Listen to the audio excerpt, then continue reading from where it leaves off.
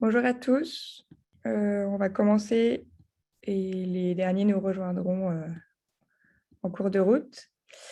Donc, je vous remercie beaucoup au nom du FIR d'être présent aujourd'hui pour échanger avec nous sur le sujet de la diversité socio-culturelle au sein des instances dirigeantes des grandes entreprises, notamment françaises. Nous avons la chance d'accueillir Batul Assoun aujourd'hui, membre du bureau du Club du 21e siècle, qui nous présentera la première édition du baromètre diversité des grandes entreprises françaises, réalisé en partenariat avec McKinsey. Malheureusement, Sandra Sancier, associée chez McKinsey, vous prie de l'excuser pour son absence qui est due à un empêchement de dernière minute indépendant de sa volonté. Donc, un petit mot sur le contexte de cet événement avant de passer la parole à Batul. Donc, on sait qu'en France, contrairement à certains pays comme les États-Unis ou le Royaume-Uni, l'environnement réglementaire et culturel a rendu difficile la factualisation de la diversité au-delà de celle du genre et de l'âge.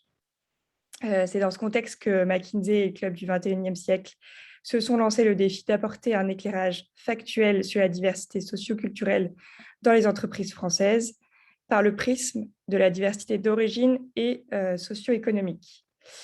Donc, le FIR, désireux de promouvoir les sujets moins mis en avant au sein de la sphère de l'investissement responsable, a voulu relayer cet effort.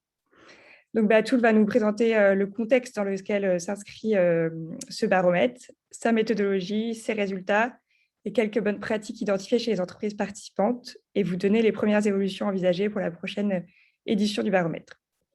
C'est aussi l'occasion pour le FIR de vous inviter à encourager vos entreprises françaises en portefeuille à participer à ce baromètre diversité afin de faire progresser ce sujet stratégique pour les entreprises en France.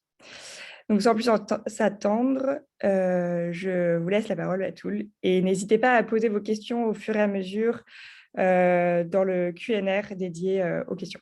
Merci beaucoup. Bonjour à tous, je suis ravie d'être avec vous. Merci pour l'invitation. Donc effectivement, au sein du Club 21e siècle, on s'intéresse à la diversité au sens large et en particulier à la diversité d'origine et à la diversité socio-économique. Et on a voulu mesurer dans les grandes entreprises françaises cette diversité pour pouvoir agir. Alors, comme le rappelait Marie en introduction, effectivement, on a un cadre légal dans lequel on a dû jouer et je vais vous expliquer comment on a réussi à faire cela. Alors, peut-être pour commencer, effectivement, remettre en contexte ce baromètre. Ce qui est intéressant de voir, c'est que le sujet de la diversité est en train de monter, vous le voyez sans doute de votre fenêtre, mais c'est un sujet qui est de plus en plus sur le devant en termes sociétal, c'est-à-dire que les gens en parlent et les entreprises s'en emparent. Il y a eu un événement qui a été la mort de George Floyd aux États-Unis, qui a mis ce sujet encore plus sur le devant de la scène, et qui a fait que, notamment les entreprises américaines, ont mis en place énormément de mesures et de feuilles de route sur les sujets de diversité et inclusion. Les entreprises, évidemment, s'en sont emparées, notamment aux États-Unis, mais en fait, c'est aussi les investisseurs, et là encore, vous êtes probablement très bien placés pour le savoir, qui commencent à mettre c'est pas la pression, parce que ce n'est pas forcément ce mot-là, mais en tout cas qui insiste sur le fait qu'on ne peut pas construire un investissement responsable, si on reprend ce terme-là, et être une entreprise responsable si on ne prend pas en compte ces sujets-là. Donc les entreprises se sentent de plus en plus obligées d'avancer sur ce sujet-là, parce que sociétalement, c'est à l'ordre du jour, parce que les investisseurs le demandent de plus en plus. Mais il y a aussi un troisième facteur qui est important, c'est les talents. Les talents aujourd'hui sont aussi en demande d'un monde et d'un monde des entreprises, on va dire au sens large, qui sont un petit peu différents. On l'a vu là aussi arriver par les États-Unis avec la Great Resignation. Je ne sais pas si vous avez suivi ce mouvement, mais on a 4 millions de personnes qui ont démissionné de leur poste post-pandémie en se disant que finalement, ce n'est pas ça qu'ils cherchaient, qu'ils voulaient des entreprises plus engagées, plus responsables, qui répondaient plus à leurs valeurs. Donc ça, c'est encore une fois aux États-Unis. On voit bien que ça a été beaucoup lancé là-bas, mais ça arrive en Europe et en France. Là aussi, quelques chiffres pour replacer dans le contexte que je trouve intéressant. En France, par exemple, on a une étude qui a été menée par Harris Interactive qui nous montre que dans les plus jeunes générations, notamment les moins de 35 ans, c'est une demande très forte. Ils demandent que dans les objectifs de l'entreprise, il y ait une prise en compte des besoins et des attentes des personnes issues, par exemple, des minorités ethniques, des sujets religieux et des sujets liés à la diversité. Et c'est une demande très forte, hein. Sur les moins de 35 ans, ça va être de l'ordre, selon les sujets, 70 et 86%. Alors que si on regarde les personnes plus âgées, de plus de 50 ans, là, la demande elle est plus faible, c'est souvent en dessous de 30%. Donc, on se rend compte que ces plus jeunes générations sont aussi en demande d'une prise en compte de ces sujets-là par les entreprises. Donc, face à tout ça, les entreprises, elles ont besoin de répondre à tout ça. Et la question, c'est comment on fait. Et donc, nous, ce qu'on a voulu faire avec le Club 21e siècle et bien sûr McKinsey qui nous a accompagnés dans la démarche, c'est de pouvoir, comme le rappelait Marie en introduction, factualiser les choses et mesurer. Alors, quand on dit mesurer, il faut réussir à mesurer en respectant deux choses. J'ai envie de dire l'esprit et la loi.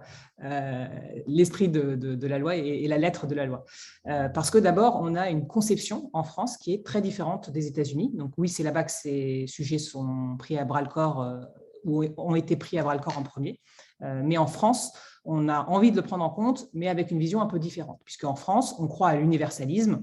Et l'universalisme, ça veut dire qu'il n'y a pas de race. Il n'y en a qu'une seule, c'est la race humaine. Donc, demander de quelle race les gens sont issus ou de quelle ethnie ils sont issus, c'est quelque chose qui est en contradiction, on va dire, avec notre approche universaliste. Donc, ça, c'est l'esprit, on va dire. Et puis, il y a la loi. La loi interdit les statistiques ethniques.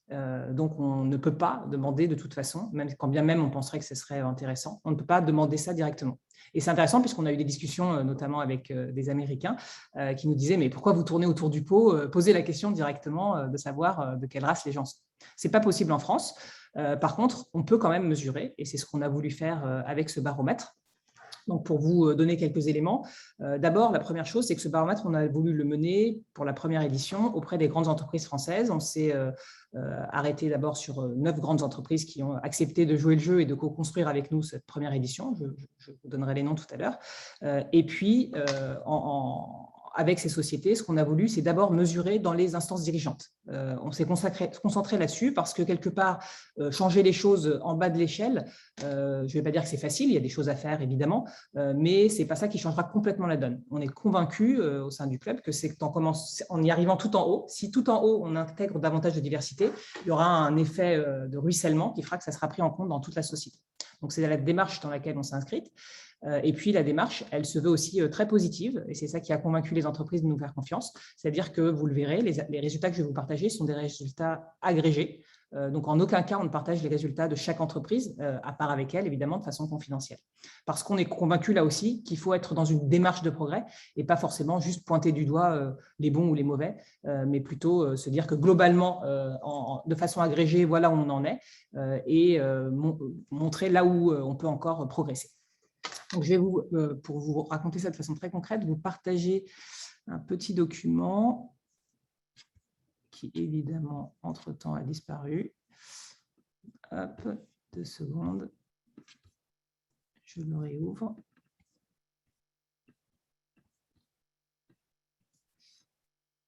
Voilà, normalement, vous devriez voir mon écran.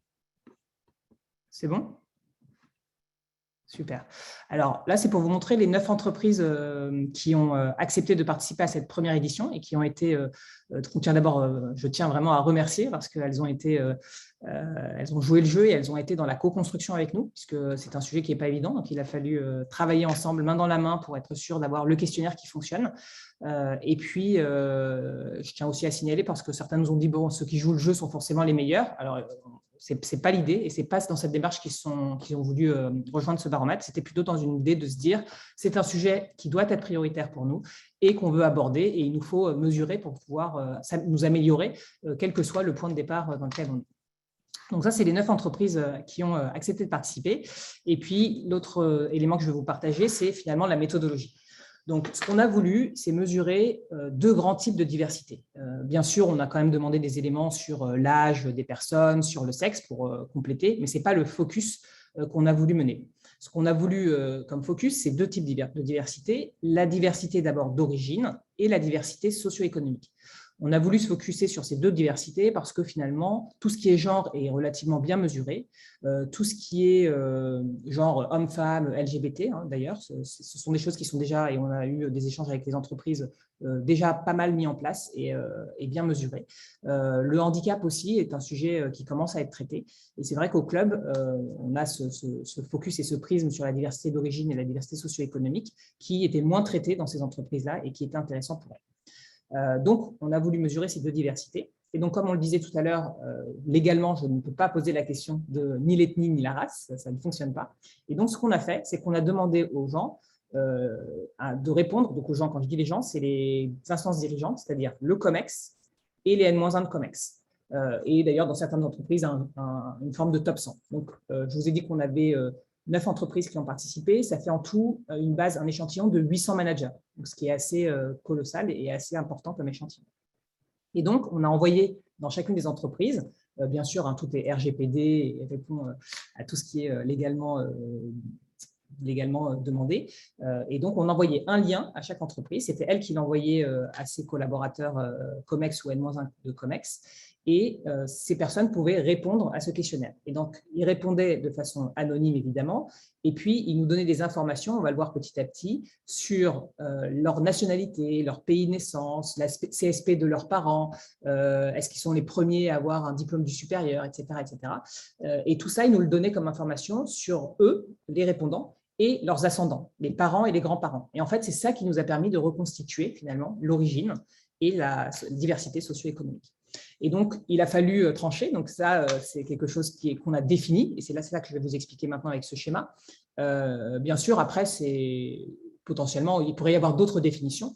Et on pourra d'ailleurs l'améliorer dans le temps. Mais c'est celle qu'on a prise pour cette première édition. Donc, en analysant les données, etc., on s'est rendu compte qu'en fait, il y a d'abord tout ce qui est diversité d'origine, évidemment. Et là, il y a deux types de diversité. On s'est rendu compte qu'il y avait une diversité internationale, c'est-à-dire que le répondant détient une nationalité étrangère. Il peut être binational, français et étranger, mais il a une nationalité étrangère. Donc ça, c'est d'abord la diversité internationale.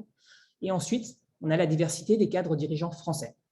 Et donc là, le répondant peut détenir la nationalité française ou d'ailleurs être binational, là on les a double comptés, sans avoir aucun ascendant qui est français. Et donc on le considérera dans ce cas-là comme étant divers. Où il aura un parent qui détient une nationalité étrangère ou au moins un des grands-parents qui détient une nationalité étrangère. Et donc, dans ces cas-là, on le considère comme étant un cadre français divers parce qu'il a des origines. Donc ça, c'est la définition qu'on a prise, les définitions qu'on a prises sur la diversité d'origine, et on le verra dans les résultats, puisqu'on a des résultats sur la diversité internationale et la diversité des cadres dirigeants français. Ensuite, le deuxième pan de l'étude, c'était la diversité socio-économique. Et là aussi, la définition sur laquelle on s'est appuyé, c'est d'abord la mobilité sociale. Est-ce que la personne, le répondant, n'a aucun de ses parents qui vient d'une classe sociale dite aisée? Donc là aussi, le critère, on l'a mis assez haut. Donc ça expliquera aussi les pourcentages que je vous communiquerai tout à l'heure. Donc, est-ce qu'il n'a aucun de ses parents qui n'est issu d'une classe sociale aisée? Ou est-ce qu'il est la première génération à avoir un diplôme du supérieur? Donc là, ça voudra dire qu'il a une diversité socio-économique via la mobilité sociale. Et une autre diversité socio-économique qui est possible, c'est son parcours académique. Si le répondant a un niveau de diplôme inférieur ou équivalent à Bac+3, on l'a aussi considéré comme étant d'une diversité socio-économique. Ça, c'est pour les définitions. Je ne vois pas les questions, mais si vous avez des questions et que ce n'est pas clair, n'hésitez pas à me le dire. Une fois qu'on s'est dit ça, je vais arrêter de partager et je vais vous raconter les résultats. Donc, si on prend d'abord la diversité, donc ce qui est intéressant globalement, c'est quand on regarde toutes ces diversités-là, finalement, en message positif, on va dire, même si après, il ne faut pas non plus nier les informations que je vais vous partager qui sont dans le détail et qui sont aussi intéressantes et qui montrent que tout n'est pas non plus rose, mais on a globalement pas mal de diversité dans ces grandes entreprises françaises. Donc, quand je dis pas mal, je crois que c'était, je vais rechercher mes chiffres, voilà, toute diversité confondue, donc d'origine internationale, socio-économique, on a dans notre échantillon 70% de personnes qu'on peut considérer, selon notre définition, comme étant divers. Donc, on va dire que ça, c'est un premier message positif. Si on rentre dans le détail maintenant, d'abord, on a, sur la diversité d'origine, on a énormément d'internationaux. Donc, la diversité internationale est très fortement représentée puisqu'on a 60% des personnes qu'on a interrogées qui ont une diversité internationale. On a 46% de l'échantillon qui a une diversité internationale. Donc, c'est beaucoup. Maintenant, si on compare avec le chiffre d'affaires de ces entreprises, il y a en moyenne 71% du chiffre d'affaires de ces entreprises qui est réalisé à l'étranger. Donc, finalement, au regard de ça, les 46% de personnes étrangères, alors qu'on a 71% de son chiffre d'affaires étranger, c'est bien, mais ce n'est pas non plus tant que ça. Ça, c'est sur la diversité internationale.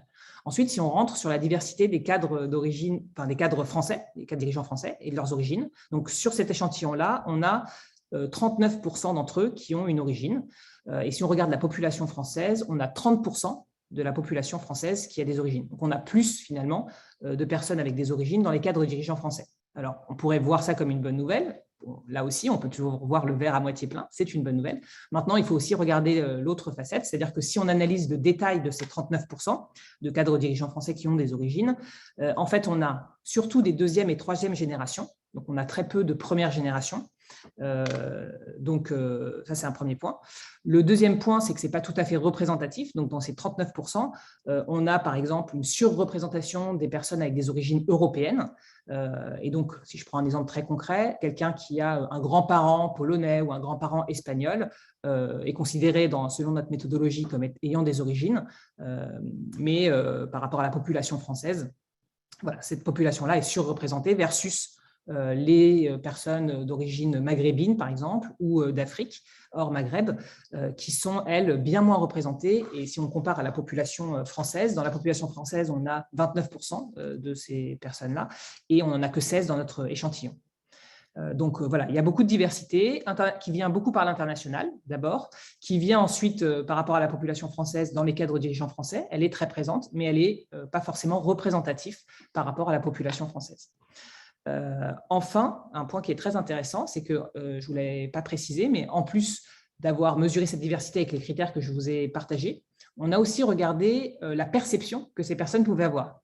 Parce que finalement, dans ces enjeux de diversité, il y a est-ce que je suis factuellement par rapport à une définition qu'on a posée potentiellement dans une case qui coche la diversité, et puis il y a qu'est-ce que je ressens moi. Et en fait, quand on a demandé aux gens, est-ce que vous vous sentez faire partie de la diversité d'origine, et on a fait le même exercice sur la diversité socio-économique, là, les réponses étaient assez nuancées, puisque en fait, finalement, on avait dans notre échantillon 64% de gens qui étaient mesurés comme étant divers, mais on n'en avait que 36 qui se percevaient tels quels.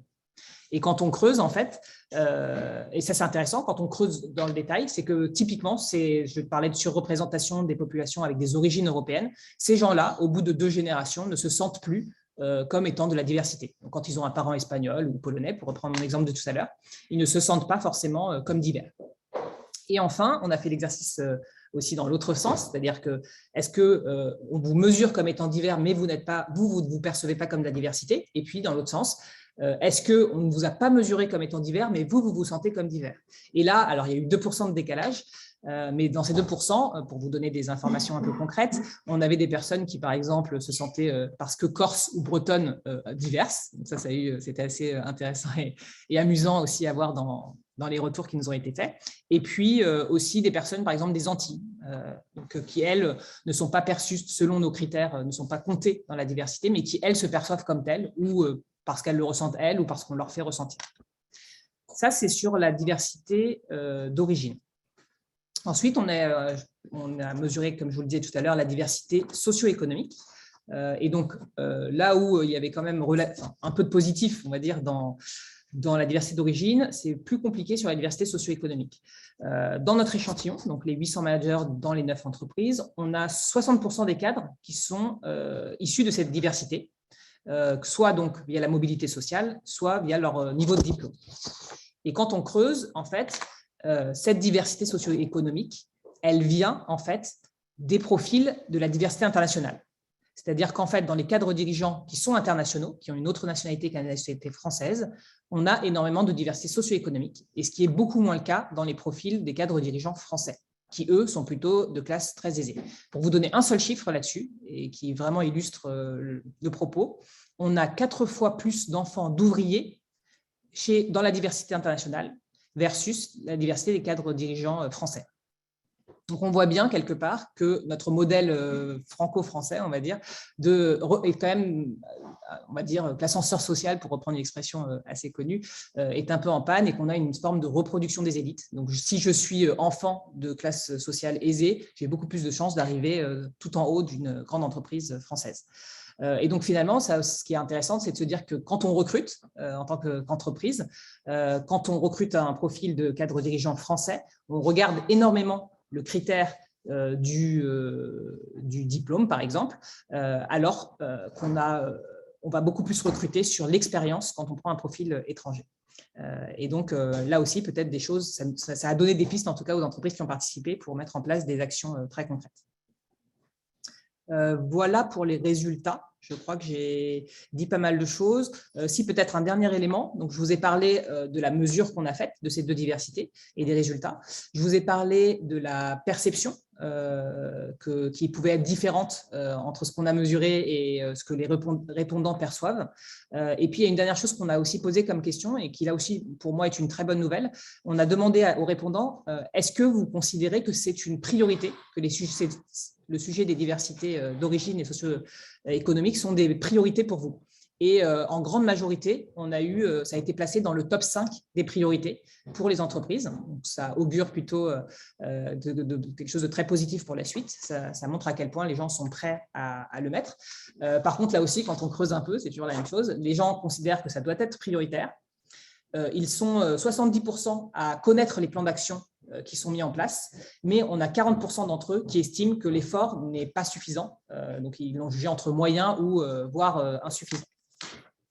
Donc, globalement, un sujet prioritaire avec des résultats intéressants, mais encore des efforts à faire. Et c'est tout l'objectif de notre baromètre, de s'inscrire dans une démarche de progrès et de pouvoir petit à petit aider les entreprises à mettre juste tout simplement déjà en mesurant, pointer du doigt où sont les enjeux. Et ça, c'est intéressant, sans vous donner de résultats, comme je l'ai dit au départ, on s'est engagé là-dessus, sur les entreprises une à une.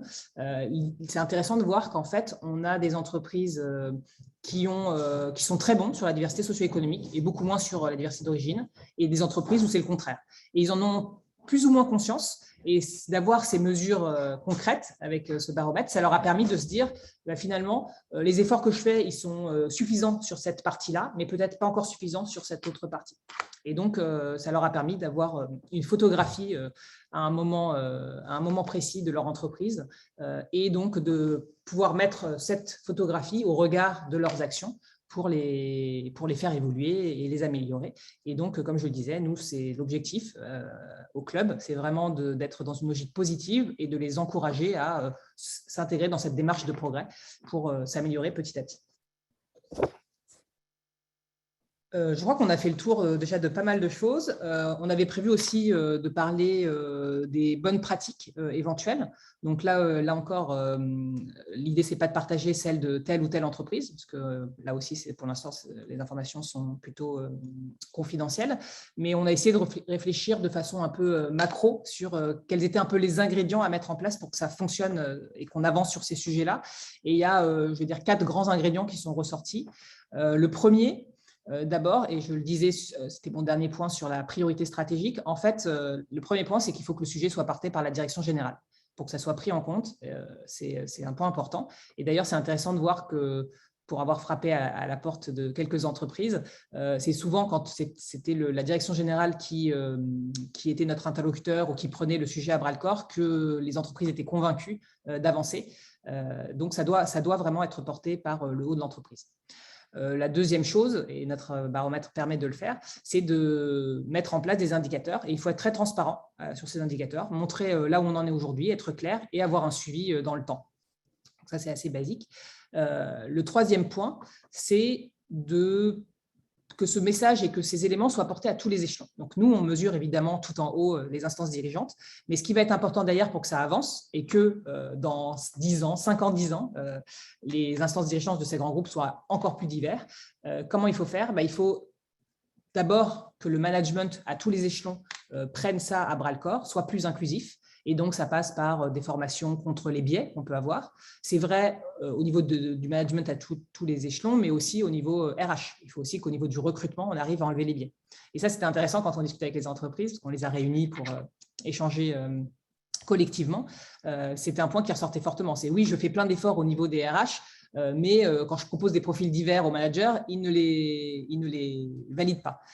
Donc, c'est là où on se rend compte que de pouvoir traiter ce point-là à tous les échelons et dans tous les, aussi bien au niveau côté management que côté RH, que ça fonctionnera. Il faut aussi accompagner les personnes issues de la diversité dans les entreprises. Ça peut passer par du mentoring, ça peut passer par du rôle modèle, ça peut passer par de la formation, du coaching. Il y a plein de choses qui ont été mises en place, plein d'actions qui ont été mises en place et chaque entreprise qui nous les a partagées a pu voir les résultats. Donc, il faut trouver ce qui fonctionne pour chacune de ces entreprises, mais en tout cas, un accompagnement peut être nécessaire. Et enfin, le dernier point qui me paraît important et qui ressortait de nos échanges collectifs, c'était d'avoir aussi une culture d'entreprise qui soit inclusive pour que ça puisse infuser dans toute l'organisation. Voilà. Donc ça, c'était un peu les grands principes qui sont ressortis des échanges. L'idée, ça va être maintenant de lancer une deuxième édition de ce baromètre avec plus d'entreprises, mais aussi de récupérer encore plus de bonnes pratiques en agrandissant notre échantillon. Donc là aussi, pour vous donner quelques informations, donc la deuxième édition, ce qui va être lancée cette année, l'objectif, ça va être évidemment d'apprendre de ce qu'on a fait de cette première édition et d'améliorer le questionnaire. Donc on voit déjà des premières pistes d'évolution possibles. On se rend compte qu'on a par exemple énormément d'informations intéressantes, mais c'est vrai que quand on a demandé la nationalité et le pays de naissance, c'était deux informations qu'on demandait, c'était redondant. La corrélation est forte, est tellement forte, je crois que c'était 98%, qu'on n'a pas besoin des deux, donc on va pouvoir alléger le questionnaire sur ce point-là. On s'est aussi rendu compte qu'il fallait peut-être demander plus d'informations sur le diplôme. Donc, par exemple, là, on avait juste le niveau de diplôme, Bac plus 5, Bac plus 3, etc., PhD. On se dit que ça peut être intéressant d'avoir plus d'informations là-dessus pour aller dans le détail, creuser et voir où ça bug. Donc, typiquement, dans les entreprises françaises, on sait très bien qu'on a beaucoup de grandes écoles, mais ça, on n'a pas la mesure, donc ça serait intéressant aussi de l'avoir. Donc ça, c'est pour les améliorations possibles sur le questionnaire actuel. Et puis, ce qui sera intéressant aussi, c'est d'élargir notre échantillon. Donc là, on a ces 9 entreprises. L'idée, ce sera d'élargir à l'ensemble du CAC 40, peut-être aussi au SBF 120. On est en train de se poser des questions. Là, ce n'est pas encore acté sur l'échantillon pour cette année-là, mais de potentiellement ouvrir aussi au Next 40, en se disant que ça va être des entreprises qui vont compter dans le futur et qu'il faut qu'eux aussi prennent en compte la diversité et l'inclusion. Peut-être aussi les filiales françaises de groupes internationaux, à voir si c'est faisable. Et puis à terme, là je ne parle pas de la deuxième édition parce qu'il faut y aller petit à petit, mais aussi intégrer le public. On ne peut pas demander seulement aux entreprises de changer, il faut que ça change dans toute la société, donc aussi côté public. Donc à terme, ça serait intéressant pour nous de pouvoir mesurer là-dessus. On voudrait aussi potentiellement agrandir l'échantillon dans chacune des entreprises en restant sur les instances dirigeantes, mais c'est intéressant d'avoir le COMEX, les N-1 COMEX, mais peut-être aussi le vivier de talent, le pipe, donc à voir comment ça peut être fait, parce qu'on se rend compte aussi que ce n'est pas un sujet qui peut changer du jour au lendemain en fait. Avoir un CEO issu de la diversité un jour dans une grande entreprise française, ça viendra si dans le pipe, à des niveaux peut-être encore N-4 aujourd'hui, on a des gens issus de la diversité et qu'on leur donne les moyens d'aller jusqu'au dernier échelon hiérarchique entre guillemets. Donc ça aussi peut-être que c'est quelque chose qu'on peut rajouter dans la future édition. Voilà, je pense que j'ai fait le tour. Donc si vous avez des questions, je suis à votre écoute.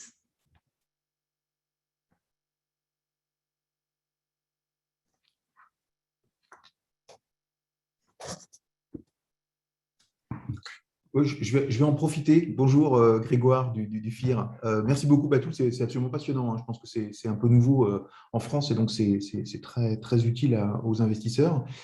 C'est dans la relation avec McKinsey parce que du coup, effectivement, l'exercice était compliqué en France avec McKinsey parce qu'on connaît notre contexte culturel. Est-ce que dans les autres pays, dans les choses que vous avez pu discuter avec eux, il y a des informations intéressantes que vous pouvez partager avec nous?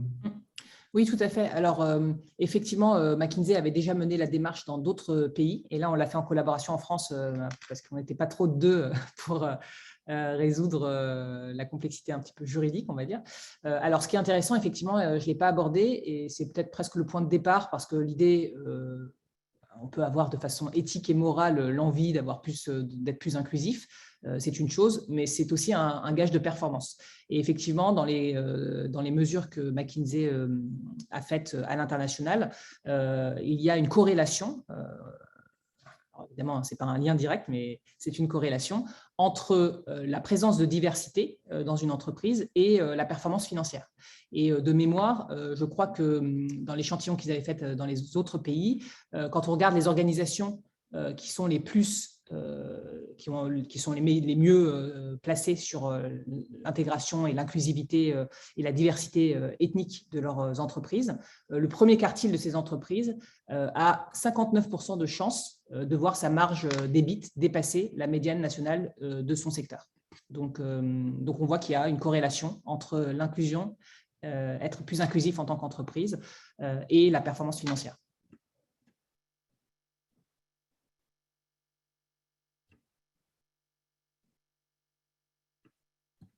Et puis, ça me fait penser à un autre point, mais ça, c'était très intéressant aussi, la différence de conception entre la France et les États-Unis. C'est un point qui a été ressorti fortement.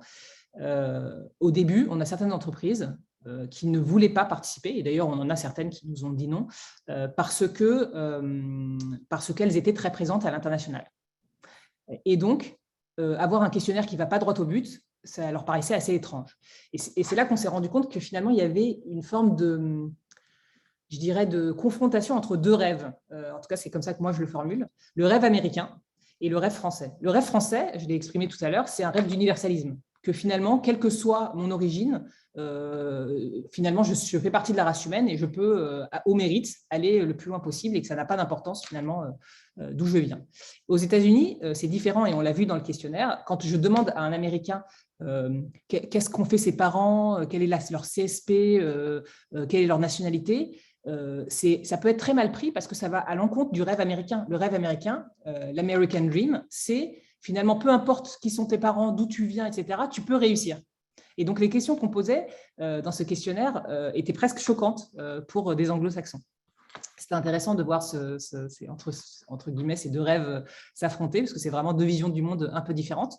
Et d'ailleurs, on a beaucoup échangé avec les collègues de Sandra et de McKinsey côté US pour pouvoir adapter l'introduction en anglais du questionnaire pour justement être plus facile, enfin, que ce soit accepté, mieux accepté par les profils internationaux. Et on se dit d'ailleurs que dans les prochaines éditions, peut-être qu'il faudra avoir un questionnaire assez simple pour les personnes issues de la diversité internationale, la première chose qu'on mesure, et d'arrêter le questionnaire, de ne pas poser trop de questions sur ces gens-là, puisqu'on aura le pourcentage et que ça nous suffit, et de continuer le questionnaire avec des questions plus approfondies sur les cadres dirigeants français pour avoir des informations là-dessus, et que c'est une bonne façon peut-être aussi de convaincre d'autres entreprises d'y aller sans qu'elles soient réticentes par rapport au fait qu'elles auront des internationaux qui ne comprendraient pas la suite du questionnaire. Alors, je vois des questions sur le chat. Est-ce que dans l'échantillon d'entreprises qui ont répondu, leur politique diversité couvre également la diversité socio-économique et d'origine? Alors là, on a tous les cas dans les entreprises. Certaines étaient très avancées sur les deux, certaines traitaient davantage le socio-économique, d'autres davantage les origines. Donc, il y avait vraiment de tout dans l'échantillon. Et la question qui suit, est-ce qu'il ne s'agit pas de travailler dès l'amont pour effectivement un pipe pour une diversité au niveau du management? Ça, c'est clair. Ça, c'était clairement aussi, d'abord, l'intérêt de peut-être mesurer demain aussi le vivier, mais aussi de mettre en place des programmes d'action qui, quand je parlais tout à l'heure d'accompagner les gens issus de la diversité, c'est que justement, non seulement on les intègre, mais qu'ils aient la possibilité par un accompagnement de ne pas être confrontés à un éventuel plafond de verre et qu'ils puissent aller jusqu'au bout. Et d'ailleurs, je dis plafond de verre, mais en réalité, et ça c'est un échange intéressant qu'on a eu aussi, ce n'est pas forcément un plafond de verre, parce qu'un plafond de verre, il est là, on le voit, il est facile. En réalité, c'est plutôt un labyrinthe. C'est un labyrinthe, j'avance, quand je suis issu d'une diversité par exemple, j'avance et puis j'ai une porte qui se ferme et je reviens en arrière et je dois réavancer, j'ai de nouveau une porte qui se ferme et je reviens en arrière. Et en fait, ce côté labyrinthe fait que ça me prend beaucoup plus de temps quand je n'ai pas les codes, quand je n'ai pas de réseau, quand je n'ai pas un certain nombre de choses. Et donc, en fait, finalement, parfois c'est possible, mais ça va prendre plus de temps à ces gens-là. Et donc, qu'ils soient accompagnés, coachés, qu'il y ait des rôles modèles qui expliquent comment eux ont fait, qu'ils montrent que c'est possible, c'est des pistes à explorer dans les feuilles d'action pour que ça fonctionne derrière.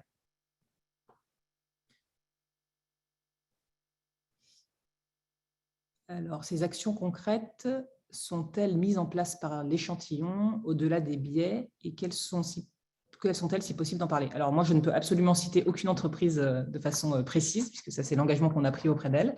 Mais en tout cas, oui, il y a des actions concrètes qui ont été menées.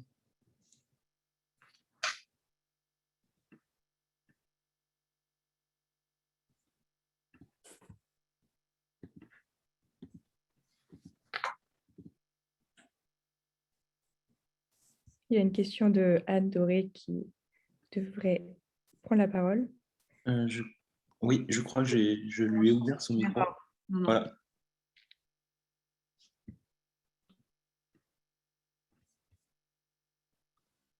Anne, nous vous avons ouvert votre micro. Normalement, vous pouvez prendre la parole. Je vous remercie, mais je pense que c'est une erreur parce que je suis du club du XXe siècle. Je n'ai pas de questions particulières. Merci. OK.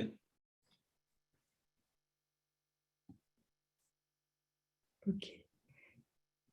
Merci beaucoup en tout cas.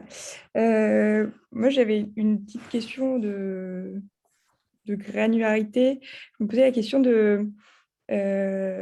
donc, vous avez dit que parmi les cadres dirigeants internationaux, on voyait plus de diversité socio-économique.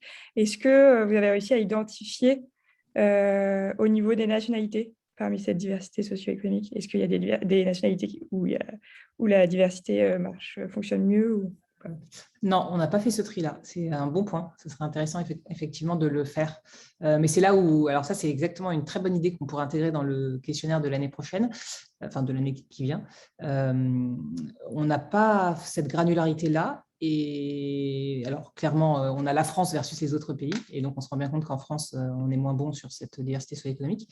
Et du coup, d'ailleurs, alors pas forcément là, mais si vous tous que je ne vois pas qui participez à cette réunion, vous avez des idées d'amélioration possible par rapport aux éléments que j'ai partagés, n'hésitez pas derrière à nous envoyer un petit message. Ça nous aidera à améliorer les choses. Et puis, je sais qu'il y a pas mal d'investisseurs autour de la table. Si vous investissez dans des entreprises qui font partie de l'échantillon potentiel que j'ai évoqué tout à l'heure, et que vous pouvez les encourager à participer à ce baromètre, ça nous aiderait aussi beaucoup. J'en profite pour un petit message. Parce que justement, je me posais du coup la question, donc dans ces cadres dirigeants internationaux, c'est des personnes qui ont fait leurs études à l'étranger nécessairement ou pas forcément? Pas forcément, mais là, on n'a pas l'information parce qu'on a juste demandé le niveau de diplôme et on n'a pas demandé où. Mais je prends un exemple, ce n'est pas forcément vrai, mais par exemple, si j'ai dans mon échantillon un Marocain qui a fait Polytechnique, je ne le sais pas aujourd'hui, mais ça peut être une information intéressante parce qu'effectivement, ça colore peut-être la façon de l'analyser. S'il a un diplôme français ou pas français déjà, si c'est un diplôme de grande école ou pas de grande école, s'il est passé... dans une école très connue, mais globalement, ce qu'on a par contre réussi à avoir comme information, c'est vraiment que ce qui est valorisé quand on prend les cadres dirigeants français, c'est le diplôme, là où ce qui est valorisé dans les cadres internationaux, c'est l'expérience.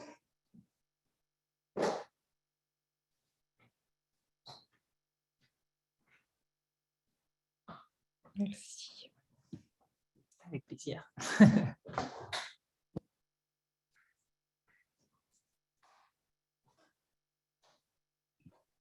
S'il n'y a pas d'autres questions, je pense qu'on peut clôturer. Et en tout cas, merci infiniment, Batoul, pour Avec plaisir. cette présentation très claire. Et puis, j'espère qu'on pourra vous retrouver pour l'édition numéro 2. Avec grand plaisir. En tout cas, voilà, le webinaire est enregistré. Donc, pour ceux qui voudraient le revoir ou qui sont arrivés en retard, voilà, ça sera diffusé. Super. Merci à tous et merci de l'avoir organisé, ce webinaire. À bientôt. Merci beaucoup. Merci beaucoup. Au revoir.